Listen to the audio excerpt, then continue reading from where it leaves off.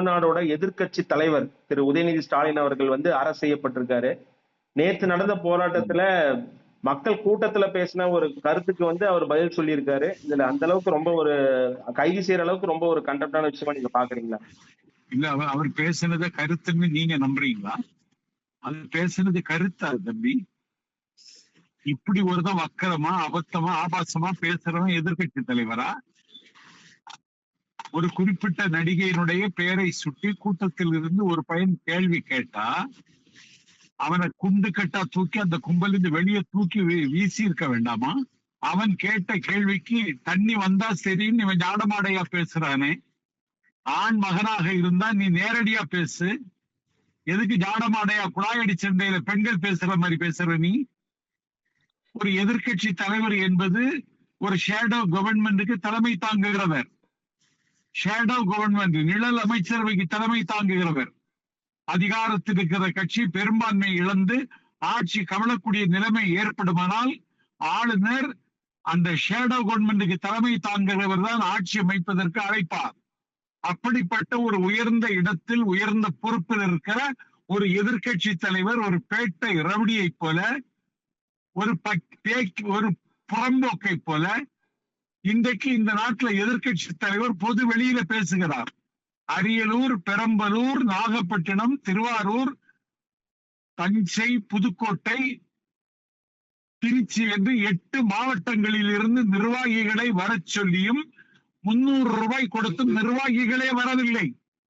8 மாவட்ட கூட்டமாவது utter failure. நேற்றுக்கு நடந்த ஆர்ப்பாட்டம். உன்னுடைய நிர்வாகிகளினுடைய பங்களிப்பை கூட அவர்கள் உங்களுக்கு தரவில்லை என்றால் நீங்கள் தமிழ்நாட்டு அரசியல எந்த இடத்துல நிக்கிறீங்க? ஏன் இப்படி ஆபாசமா பேசுறீங்க? கைது செய்து விட்டார் என்று கண்ட இடங்கள்ல மறியல் என்கிற பெயரால பொது அமைதிக்கு ஏன் கேடு விளைவிக்கிறீங்க? இல்ல, அதுதான் கேட்க வரேங்க சார். இப்ப லா அண்ட் ஆர்டர் இஷ்யூ வந்து ஒரு தமிழ்நாட்டோட எதிர்கட்சி தலைவரை வந்து அரெஸ்ட் பண்ணும்போது வரும்ன்றது நமக்கு தெரியாதுங்களா?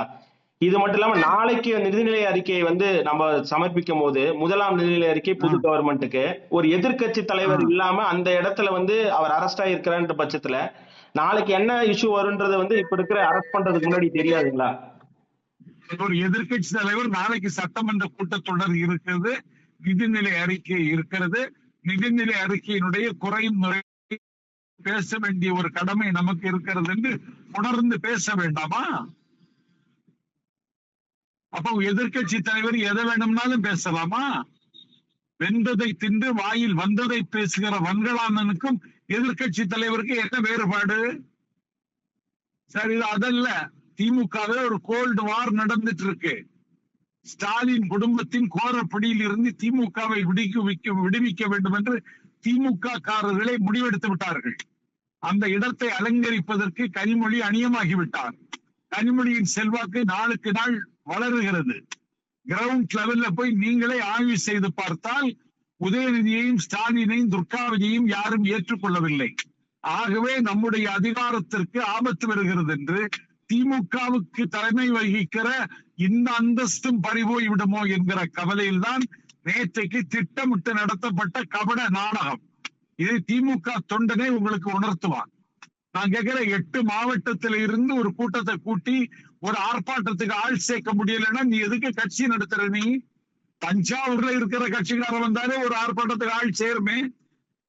8 மாவட்டத்தில் இருந்து கூட்டம் கூட்டியும் 300 ரூபாய் கொடுத்தும் ஆர்ப்பாட்டத்திற்கு தேவையான ஆட்கள் வரவில்லை. காவிரி தண்ணீர் பிரச்சனை பற்றி நீ எதுவும் பேசவில்ல.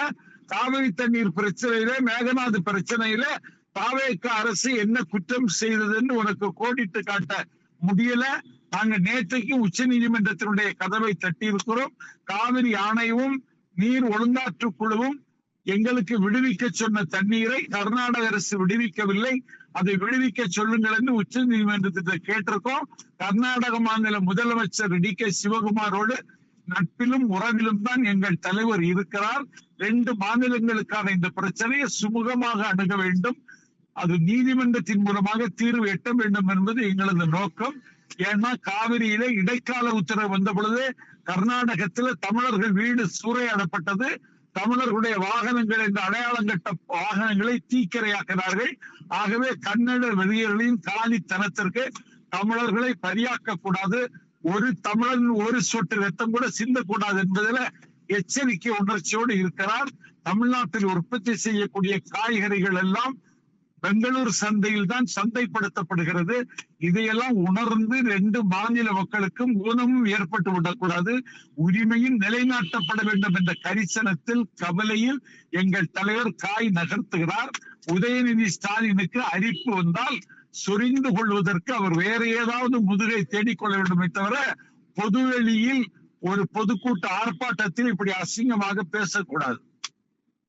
எப்பவுமே உங்க மனதில பட்ட கருத்தை வந்து நேர்மையாவும் ரொம்ப வீரியமாவும் பேசுவீங்க. இந்த அலைபேசி நேர்காணல் கொடுத்ததுக்கு ரொம்ப நன்றிங்க. நன்றி தம்பி.